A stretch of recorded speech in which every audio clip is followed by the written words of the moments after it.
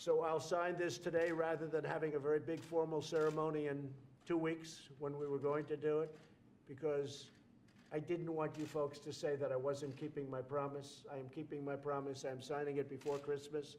I said that the bill would be on my desk before Christmas, and you are holding me literally to that. So we did a rush job today. It's not fancy, but it's the Oval Office. It's the great Oval Office. And just to conclude, our country is doing very well. We've tremendously cut regulations. Legislative approvals, for which I'm given no credit in the mainstream media. We have, I believe it's 88, which is #1 in the history of our country. Second now is Harry Truman. Harry Truman had more legislative approvals than any other president, and a record long held. And we beat him on legislative approvals, for which I get no credit. A lot of people say he needed this because he has had no legislative approvals.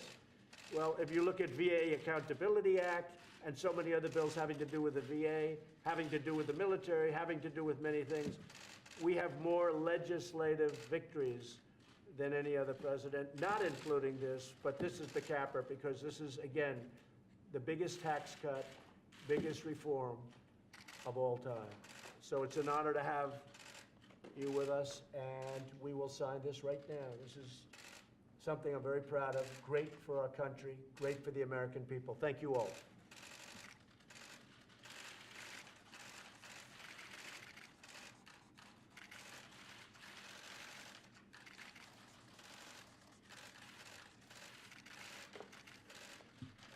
So we won't do the whole thing, but this is basically what it is. That's your bill.